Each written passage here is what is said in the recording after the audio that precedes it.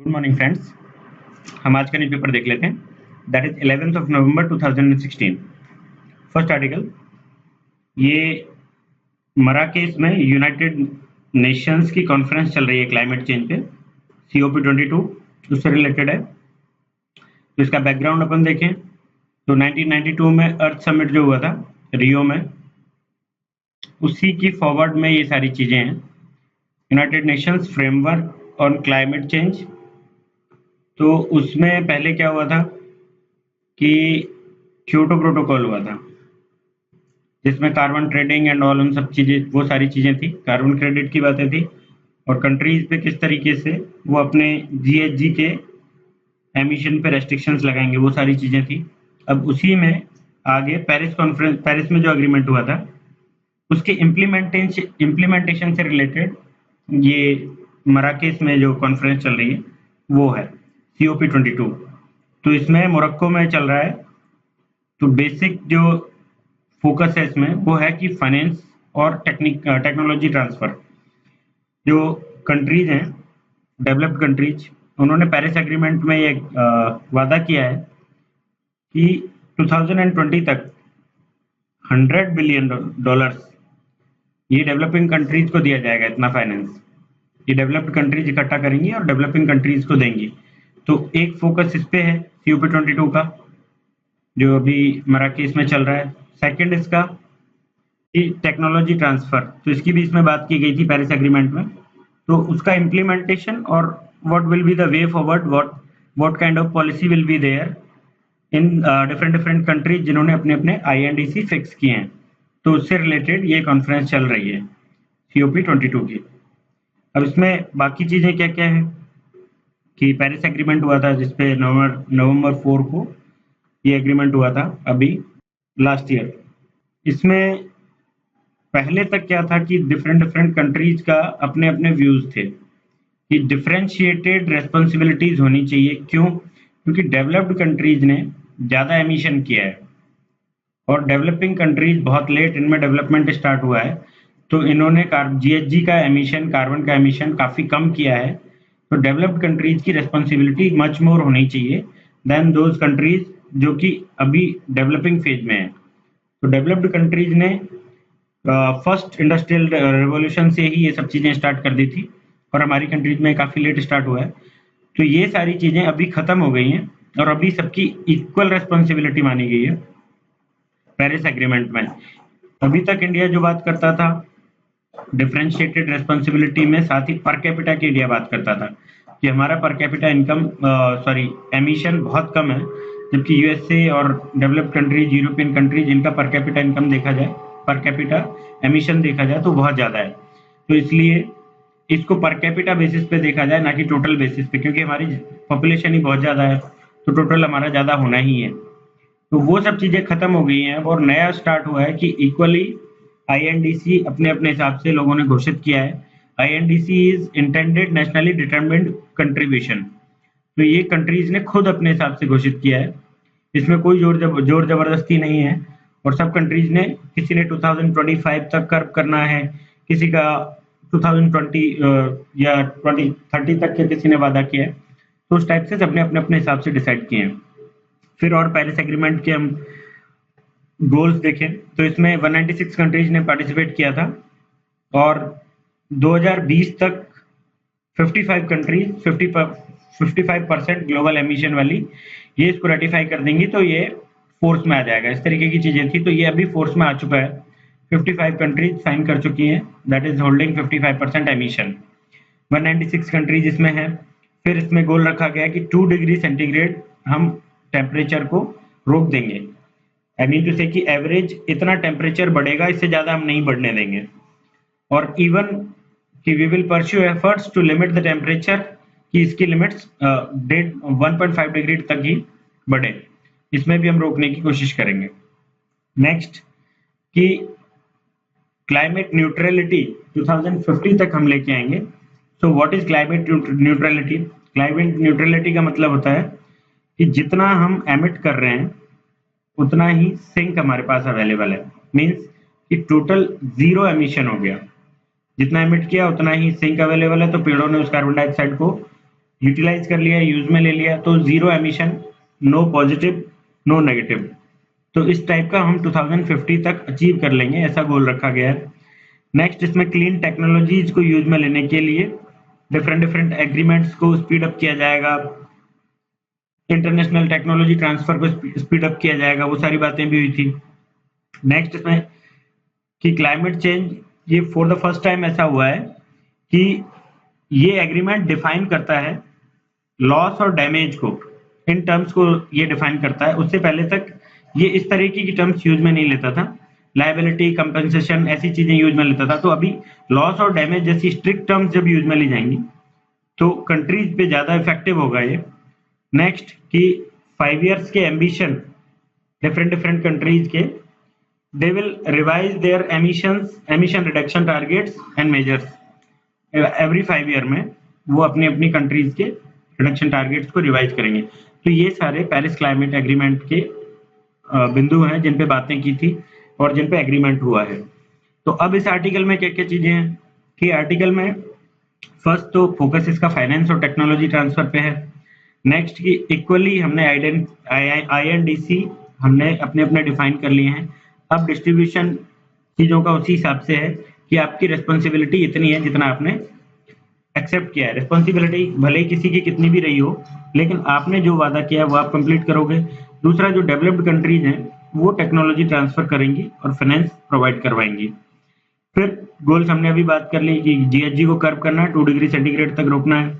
Next चीजें कि green technology, इसको पुरानी जो टेक्नोलॉजी पावर जनरेशन के लिए उससे रिप्लेस किया जाएगा ग्रीन टेक्नोलॉजी से, तो इसके लॉन्ग इफेक्ट होंगे। आई मीन टू से कि लंबे टाइम में वो ज्यादा एमिशन को कर्व कर पाएंगे। ग्रीन टेक्नोलॉजी यदि हम यूज में लेते हैं, एक बार इंट्रोड्यूस कर दिया तो वो सालों चलता जाएगा। नेक्स्ट की ट्रांसपोर्टेशन में भी हम ऐसी चीजें यूज में लेंगे, वो भी एक लॉन्ग टर्म इफेक्ट होगा उसका भी, कि नई टेक्नोलॉजी इंट्रोड्यूस करके और उसे ग्रीन ट्रांसपोर्ट में बदला जा सके। नेक्स्ट कि ये चीज एनवायरनमेंट को क्लीन करती है आपके पर्टिकुलर लोकल एरिया में और कार्बन कट करती है, तो हेल्थ हैजार्ड्स कम होते हैं और आपका way of living, quality of living वो बढ़ती है। तीसरा, तो इन सारी चीजों से all over the world different different type से सभी को फायदे होने वाले हैं। फिर सेकंड की इसमें लास्ट में एक आ गया कि ट्रांसपेरेंसी, एक ट्रांसपेरेंट रिजाइम की जरूरत होगी जिसमें गवर्नमेंट, एडमिनिस्ट्रेशन और बाकी प्राइवेट पीपल, आम जनता, वो सब मिलके काम करें और ट्रांसपेरेंटली काम करें, किसी चीज को छुपाया ना जाए। तो उन सारे ऐसे एक रिजाइम की जरूरत होगी। वो रिजाइम आएगा तो ऑल ओवर द वर्ल्ड ये चीजें इम्प्लीमेंट सक्सेसफुली हो पाएंगी। फिर इसमें एक प्रॉब्लम जैसे देखी जा रही है कि ट्रंप ने अपने इलेक्शन कैंपेन में कहा था कि USA will exit from this. Kyoto protocol में भी यूएसए शामिल नहीं था। क्योटो में यूएसए ने पार्टिसिपेट नहीं किया था, वो बाद में बाहर निकल गया था। हालांकि जब चल रहा था, प्रोटोकॉल बन रहा था, उस टाइम पे वो पार्टिसिपेंट था, लेकिन उसने वो रेटिफाई नहीं किया था। तो अभी भी ट्रंप ये मना कर रहे हैं कि हम इससे एग्जिट कर जाएंगे। क्यों? क्योंकि यदि इसमें पार्टिसिपेट करते हो तो आपको अपने INDC फॉलो करने पड़ेंगे, उससे आपको कार्बन एमिशन कट करना पड़ेगा। एमिशन कट करोगे तो आपका डेवलपमेंट, उससे मैन्युफैक्चरिंग सेक्टर, सर्विस सेक्टर, कोई भी सेक्टर हो आपका, प्राइमरी सेक्टर में खनन हो गया, तो ये सारे सेक्टर्स जो हैं एमिशन कट की वजह से इनकी ग्रोथ डाउन होगी। या फिर क्लीन टेक्नोलॉजी यूज में लेने के लिए इनमें इन्वेस्टमेंट्स बढ़ाना पड़ेगा, तो इनकी चीजें महंगी हो जाएंगी, तो ओवरऑल इनको नुकसान होगा। तो इसलिए ट्रंप का कहना है कि we will exit from this Paris climate agreement. So this is a big hurdle. Next कि अभी इसमें बिजनेस क्लास और इंडस्ट्रीज भी हेल्प करने को रेडी हो गई हैं। भाई कि एक तो रिन्यूएबल एनर्जी जो सोर्सेज हैं वो कंटिन्यूसली उनको रिन्यू किया जा सकता है और बार बार यूज में लिया जा सकता है, तो फाइनली वो कॉस्ट इफेक्टिव है। दूसरा कि फॉसिल फ्यूल से अब इन पे टैक्सेज ज्यादा लगने लग गए हैं, जैसे कार्बन टैक्स लगा दिया गया है कई जगह। इंडिया में भी कोल पे टैक्स है, कार्बन टैक्स लगा दिया हमने। अभी हम कार्बन क्रेडिट से कार्बन टैक्स इकोनॉमी बन चुके हैं, जो इस बार की अपनी इकोनॉमिक सर्वे की थीम भी थी। इन सारी चीजों को देखते हुए प्राइवेट सेक्टर भी पार्टिसिपेंट बन गया है कि रिन्यूएबल एनर्जी यूज में ली जाए, ऐसे फ्यूल्स यूज में लिए जाएं कि ओवरऑल क्लाइमेट को फायदा हो।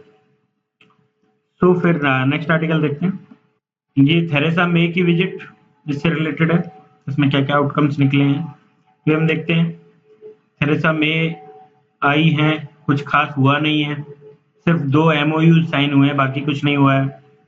तो कुछ कुछ इन्होंने पहले बताया कि क्या क्या हमें कॉमन चीजें हैं। तो एक तो हम कॉमनवेल्थ के दोनों पार्टिसिपेंट्स हैं, कॉमनवेल्थ कंट्रीज हैं।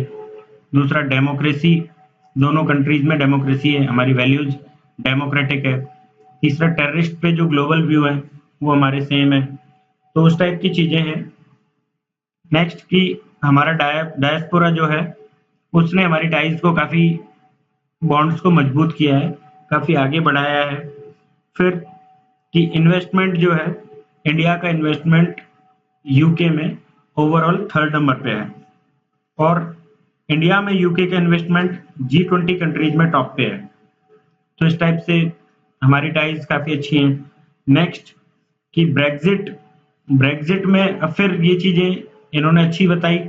नेक्स्ट की प्रॉब्लम्स जो है वो कि ब्रेग्जिट जो हुआ है वो हुआ इमिग्रेंट्स के मुद्दे पर, और 2017 तक चाहेंगी ये यहाँ की पीएम कि ब्रेग्जिट सक्सेसफुली हो जाए, कोर्ट्स की यदि अड़चन नहीं आती है तो ब्रेग्जिट जब हुआ है और इमिग्रेंट्स के मुद्दे पर हुआ है तो it is a problem between India and Britain, and the same problem is with USA also after Trump's resign.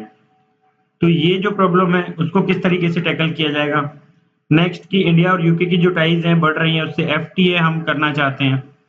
तो वो सारी चीजें, अब इसमें प्रॉब्लम्स हैं। फर्स्ट, इमिग्रेंट के बारे में इनके व्यूज, इन्होंने अपने इलेक्शन के टाइम पे भी कहा था कि इमिग्रेंट्स को हम रोकेंगे, और अभी इनके आने से 3 दिन पहले ही इनका एक नया इन्होंने चेंजेस किए हैं। क्या क्या चेंजेस किए हैं कि लोग ना आए इसके लिए इन्होंने 2 टियर बेस्ड सिस्टम बना दिया है। जो भी स्टूडेंट्स यहाँ जाते थे तो स्टूडेंट वीजा के लिए इन्होंने 2 टियर सिस्टम बना दिया है।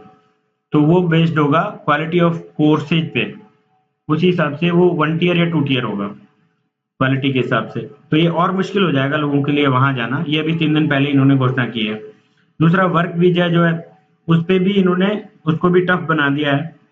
तो इसका इम्पैक्ट इंडिया पे पड़ेगा और ये बाकी सारे रिलेशंस के लिए मुश्किलात क्रिएट करेगा। सेकंड कि इंडिया के रिलेशंस इनके साथ इस बात पे भी डिपेंड करते हैं कि हमारे जो बड़े टाइकून्स हैं लाइक ललित मोदी, नेक्स्ट माल्या, इनको ये इंडिया भेजने को तैयार नहीं है, प्रत्यर्पण के लिए तैयार नहीं है। जबकि इनका गवर्नमेंट जो है उसने अभी एक ग्रांड क्लब के थ्रू, ग्रांड क्लब नाम से एक वो आया है जिसमें कि बड़े लोग जो हैं, पैसे वाले लोग हैं, उनको एंट्री दी है, और छोटे लोगों को वीजाज के थ्रू रोका है, गरीबों को, स्टूडेंट्स को। दूसरी चीज कि जो बड़े पैसे वाले लोग हैं उनका प्रत्यर्पण के लिए तैयार नहीं है, और ये चीज ये सरेआम साफ साफ अपने स्टेटमेंट्स में इन्होंने यहाँ पे बोली भी है। तो उससे क्या है कि बहुत सारे जो स्टूडेंट्स वहां जाते थे वो घट गए हैं और बड़े लोगों के जाने के रास्ते खुल गए हैं। तो वहां के इटसेल्फ जो न्यूज़पेपर्स हैं उन्होंने इसको रेसिस्ट कदम कहा है, कि कॉलोनियल मेंटेलिटी और रेसिज्म की डेफिनेशन में इसको रखा है कि एलिटिस्ट लोगों को आने दे रहे हैं, बाकी को नहीं आने दे रहे, तो ये रेसिज्म है। तो इस टाइप की चीजें हो रही हैं। तो इन कंडीशंस में रिलेशंस किस टाइप से सुधर पाएंगे, किस टाइप से चीजें चेंज होंगी, वो एक मुश्किल प्रॉब्लम्स उससे क्रिएट होंगी। हालांकि इंडियन गवर्नमेंट इस चीज को भी अप्रिशिएट कर रही है कि हमारे जो ग्रांड क्लब के थ्रू ही बड़े लोग जा रहे हैं, उनको ये जाने को अलाउ कर रहे हैं, आने को, तो उसको भी इंडियन गवर्नमेंट ने तो सपोर्ट किया है। लेकिन बाकी चीजें नहीं चल पाएंगी इस तरीके से, क्योंकि इंडियन IT कंपनीज हैं, इंडियन स्टूडेंट्स वहां बहुत जाते थे, तो उन सब की प्रॉब्लम्स कहीं ना कहीं रिलेशंस को डिस्टर्ब करेंगी। और इनका ये कहना है कि जब तक इंडिया वहां पे गलत तरीके से जो लोग रह रहे हैं उनको अपने यहाँ नहीं बुलाता है, तब तक हम कुछ आगे नहीं कर पाएंगे। इस तरीके की यहाँ के PM के स्टेटमेंट्स थे। नेक्स्ट देखते हैं। तो ये आर्टिकल माओइस्ट पे रिलेटेड है, माओइस्ट पे बेस्ड है। ऐसे आर्टिकल ऑलरेडी हम कई देख चुके हैं, और फाइनली वही सारी बातें घुमा फिरा के इस आर्टिकल में की गई हैं जो पहले की गई हैं। कुछ एग्जाम्पल्स इन्होंने दिए हैं और चीज़ों को कंक्लूड उसी तरीके से किया है जो हम हर जगह पढ़ते हैं। तो इसमें क्या क्या चीज़ें हैं वो एक बार देख लेते हैं हम। फर्स्ट तो इन्होंने स्टार्ट किया है कि कुछ लोग मारे गए थे अभी 30 लोग सीपीआई माओइस्ट के।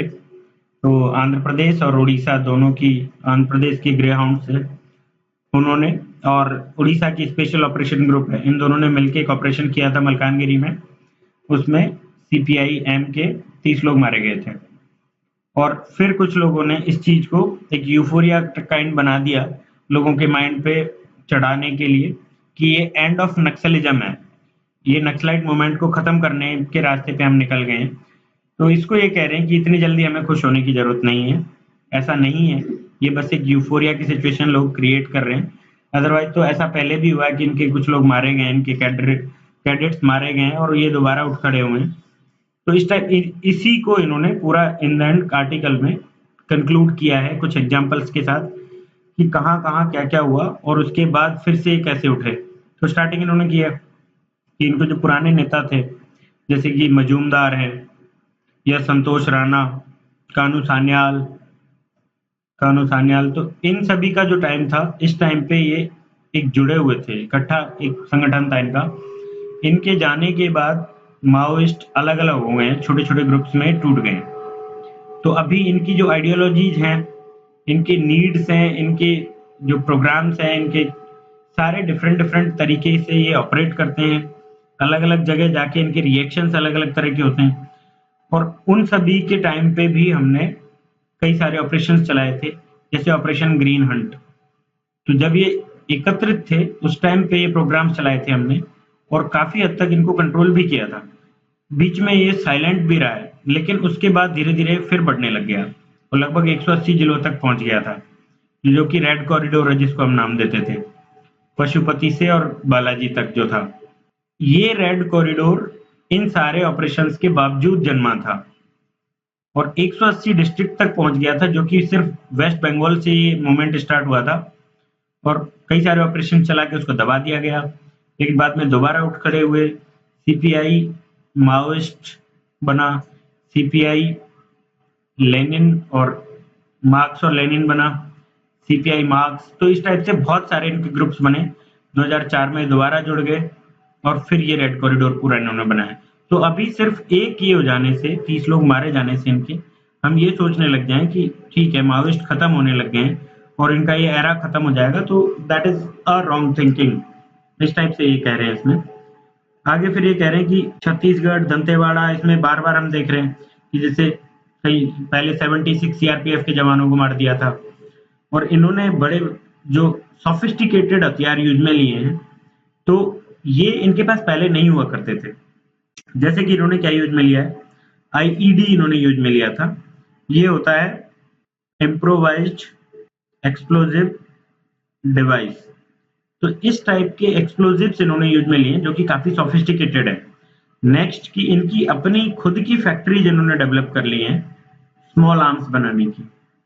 नेक्स्ट कि ये पूरा आर्मी बेस्ड, आर्मी के टाइप में इनकी ट्रेनिंग इनको प्रॉपर दी जाने लगी है। इनके पास हाइड आउट्स इन्होंने प्रॉपर बना लिए हैं। इन्होंने डिफरेंट डिफरेंट कम्युनिकेशन के लिए इक्विपमेंट्स इन्होंने अपने पास इकट्ठे कर लिए हैं। तो इन दिस सिनेरियो, जबकि इनके पास बहुत सारी चीजें हैं, बहुत कुछ डेवलपमेंट इनका हो चुका है, एक आर्मी काइंड इनका बन चुका है, तब हम सिर्फ 30 लोगों के मारे जाने पे इस बात की खुशी मनाएं कि ये माओइस्ट एरा का, नक्सलाइट एरा का एंड होने को आया है, तो ये गलत है।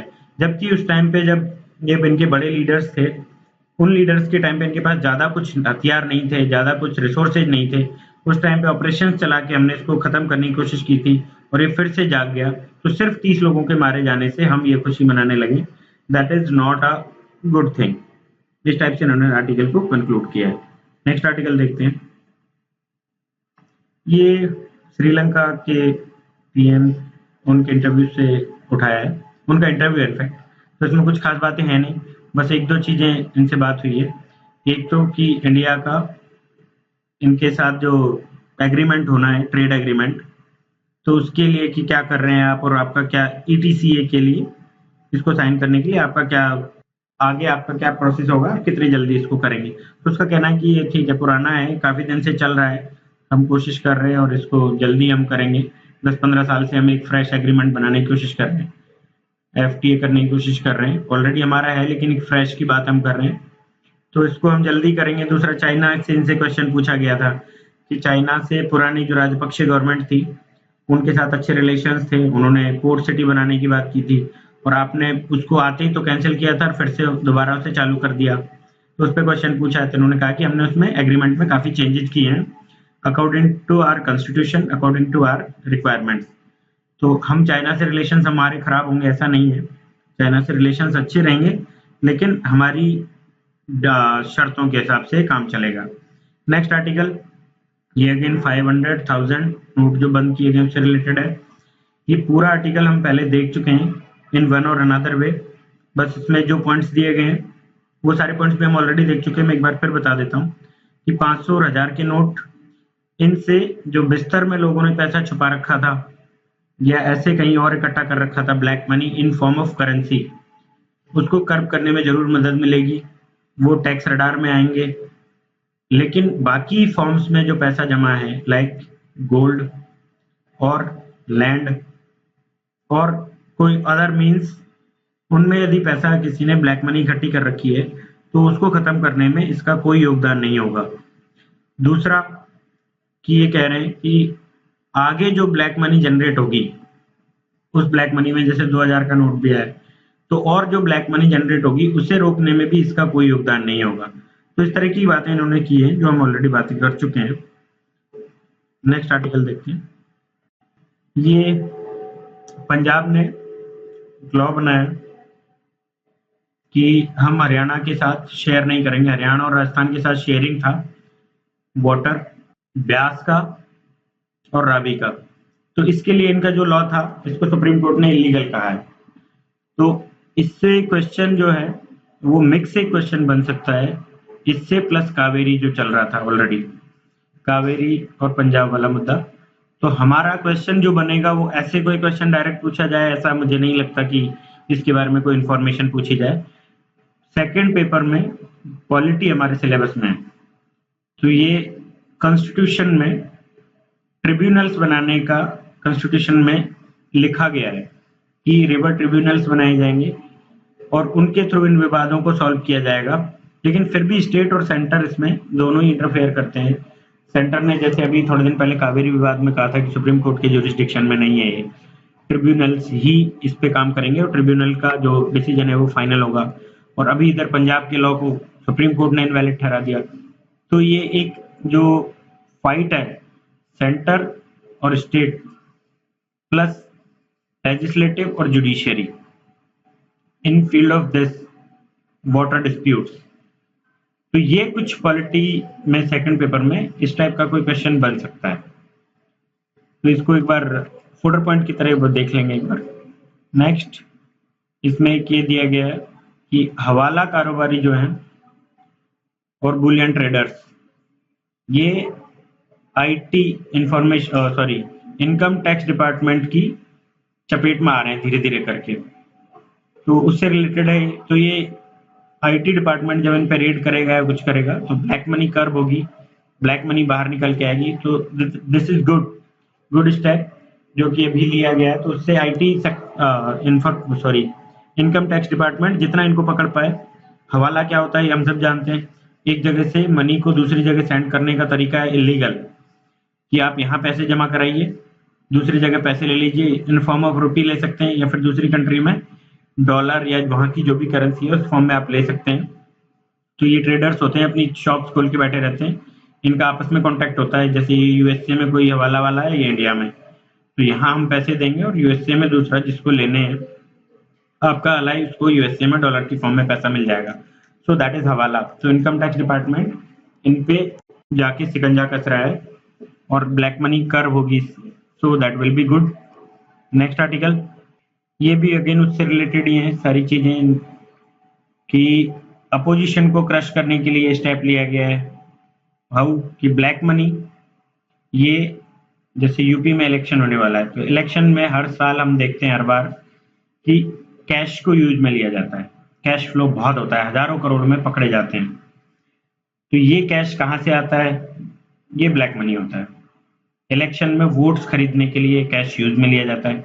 अभी 500 और 1000 के नोट्स बंद होने से, ये जो कि लगभग 80% इकोनॉमी में चल रहे थे, तो ये बंद हो जाने से ब्लैक मनी अभी कर्व होगी। ये नोट्स पुराने चलेंगे नहीं तो इलेक्शन में दे नहीं पाएंगे, वोट्स नहीं खरीद पाएंगे। तो और दूसरी साइड इनका कहना है कि क्रिटिसाइज जो कर रहे हैं लोग वो ये कर रहे हैं कि एक दो न्यूज भी आई है इधर उधर से, आई डोंट नो वो फेक है सही है, कि यूपी के कुछ बीजेपी के मेंबर्स थे, तो उनकी बेटी का शायद फोटो वोटो था। I don't know that is true और नॉट, लेकिन अभी केजरीवाल ने भी कहा है, और फेसबुक और व्हाट्सएप वगैरह पे भी बहुत आ रही हैं चीजें, कि बीजेपी के मेंबर्स को या उनके अलाइज को ऑलरेडी पता था कि ये नोट्स करेंसी चेंज की जाने वाली है। तो उन लोगों ने अपनी करेंसी ऑलरेडी या तो लैंड में, गोल्ड में या फिर कैश में ही ऑलरेडी कन्वर्ट करवा चुके हैं वो लोग। तो उनको तो कोई नुकसान नहीं होगा, लेकिन बाकी सभी को नुकसान होगा जो नहीं करवा पाए, जिनको कि पता नहीं था। तो इस तरीके से ये एक साजिश है, ऐसा कुछ क्रिटिसाइज कर रहे हैं लोग। दूसरा ये बस ऐसी ये कुछ नहीं कि लंबी लाइन लगी हुई है, कुछ काम का नहीं है। नेक्स्ट देखते हैं। ये भी वही चीजें हैं कि एक तो डिमोनेटाइजेशन जो है उससे प्रॉब्लम्स जो क्रिएट हुई हैं वो सारी दी हैं इन्होंने, कुछ फोटोज वोटोज डाली हैं और न्यूज दी है। दूसरा कि 2000 का नोट है, इसको लेने को लोग तैयार नहीं है। क्यों? क्योंकि इसको चेंजेज मिलना मुश्किल है, इसका चेंज मिलना, और प्रॉब्लम्स इससे स्मॉल ट्रेडर्स को भी हो रही है। नेक्स्ट इससे प्रॉब्लम्स वो भी हैं कि ब्लैक मनी, अब 2000 के नोट की फॉर्म में ब्लैक मनी रखना और इजी हो जाएगा। तो इस तरह की कुछ फोल्डर पॉइंट्स हैं, सब जगह यही न्यूज़पेपर में आई है चीजें, तो इनको आप एक जगह लिख के रख लीजिए। फिर नेक्स्ट ये पॉल्यूशन से रिलेटेड पेज है पूरा, ये हम ऑलरेडी सब कुछ देख चुके हैं। फिर टीपू जयंती भी हम ऑलरेडी देख चुके हैं, इसके बारे में कल आर्टिकल आया था तो वो हमने देख लिया था। फिर कि ये एक और चीज आई है, हाईकोर्ट का एक डिसीजन आया है, सबॉर्डिनेट्स को आप स्लेव्स की तरह ट्रीट नहीं कर सकते। So under article 311 of constitution, 311, 3112, 3113 ये सब सिविल सर्वेंट से रिलेटेड है, गवर्नमेंट सर्वेंट से रिलेटेड है। तो 311 में प्रोटेक्शन दिया गया है गवर्नमेंट सर्वेंट्स को जॉब का, साथ ही उनको राइट दिया गया है। प्रोटेक्शन किस तरीके से दिया गया है कि आप कुछ भी आपसे गलती होती है या आप पे कोई चार्जेस लगाए जाते हैं तो आपको सुनवाई का अधिकार दिया जाएगा। आपको राइट है कि आप अपना जो भी पार्ट है वो प्रेजेंट करें, उसके बाद ही दोनों चीजों को देखने के बाद आपको आप पे कोई एक्शन लिया जा सकता है, आपको नौकरी से निकाला जा सकता है। तो इस तरीके से हमें आर्टिकल 311 के थ्रू राइट्स मिले हैं गवर्नमेंट सर्वेंट्स को। लेकिन ये जो केस है इसमें सेंट्रल फोर्सेज जो है अपनी CISF, इसमें एक सब इंस्पेक्टर को पहले तो उसको प्रमोट होना था एग्जाम के थ्रू, तो उसी में उसे रोका गया, उसने केस किया कोर्ट में जाके, तब जाके उसको बनाया गया। नेक्स्ट उसको सिर्फ इतनी सी बात के लिए निकाल दिया गया कि यूनिफॉर्म जो पहननी होती है उसमें कुछ जगह पे टी शर्ट उन्हें पहननी होती है, वो टी शर्ट जो फिक्स है वो नहीं पहनी, और कुछ किसी से थोड़ा बहुत ऊंच नीच वाली बातें हो गई, उसके बेसिस पर डिसिप्लिनरी एक्शन लेते हुए उसे निकाल दिया गया जॉब से। तो उससे रिलेटेड ये आर्टिकल है, उस पे हाईकोर्ट का कहना है कि you can not treat your subordinates as a slave. How? कि आप किसी भी तरीके के काम उन्हें बोलें और वो करें, ये कोई जरूरी नहीं है। नेक्स्ट थिंग कि आप किसी भी तरीके से उन्हें तंग करें और वो फिर भी कोई आपके खिलाफ कोई पिटीशन ना दायर करें, वो गलत है। ये डेमोक्रेटिक वे नहीं है जॉब का, डेमोक्रेटिक वे नहीं है गवर्नमेंट सर्विसेज का।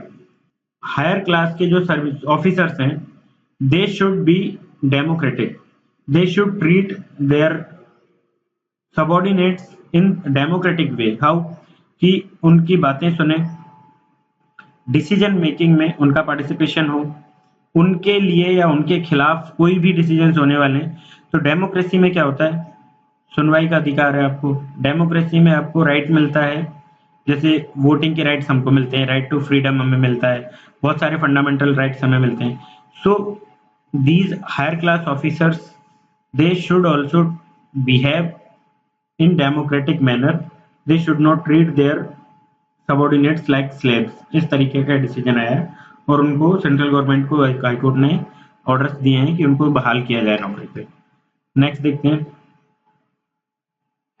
ये ई प्लेटफॉर्म पेमेंट के लिए गवर्नमेंट कोशिश कर रही है जल्दी जल्दी ये आ जाए, ताकि जो हम प्लास्टिक मनी की बात करते हैं, plastic money, money in forms of cards, plastic cards, वो ज़्यादा से ज़्यादा हो पाए। ब्लैक मनी अपने आप कर्व हो जाएगी यदि कि ई बैंकिंग या फिर एटीएम या किसी भी नेट बैंकिंग, एटीएम, किसी भी तरीके से ये बैंक के थ्रू हो, किसी ई प्लेटफॉर्म के थ्रू पेमेंट्स हो, तो ब्लैक मनी अपने आप कर्व हो जाएगी। तो उसके लिए ये कोशिश की जा रही है जल्दी से जल्दी ये आए। नेक्स्ट, ये यूएसए के प्रेसिडेंट को चुने जाने पे वहाँ के लोग विरोध कर रहे हैं उनका। इस तरीके से वोटिंग पैटर्न रहा है जो इसमें दिया है। अब वोटिंग पैटर्न ऑलमोस्ट सेम है, लाइक 47.4 इधर 48.8, बहुत ज़्यादा डिफरेंस नहीं है। तो ये जो लोग हैं, अब ये इनमें से काफ़ी सारे लोग विरोध कर रहे हैं कि he is not my president. और पूरा जो अमेरिकन मीडिया था उसने जो अंदाज़ा लगाया था, उसके जो सर्वेज थे उसमें हिलेरी क्लिंटन ही जीतने वाली थी, ऐसा था। लेकिन ये एक ड्रास्टिक चेंज आया है ड्रास्टिकली कि ट्रंप जीत गए, और ट्रंप को अब इनके विरोध में लोग खड़े हो गए हैं। ये शायद पहली बार हो रहा है अमेरिका में कि लोग एक्सेप्ट नहीं कर रहे हैं इनको अपना प्रेसिडेंट की तरीके से। तो वो सारी चीजें, और ये फिर वर्क वीजा पे क्या फर्क पड़ेगा, इंडिया उम्मीद कर रहा है कि ये सॉल्व हो जाएगा वीजा इश्यूज इनके आने के बाद, क्योंकि ये बिजनेसमैन है। तो ये सब ठीक है, नॉर्मल चीजें देखेंगे बाद में जो होगा चेंजेस। ओके फ्रेंड्स, आज के लिए इतने इंपॉर्टेंट आर्टिकल्स हैं। Thank you very much.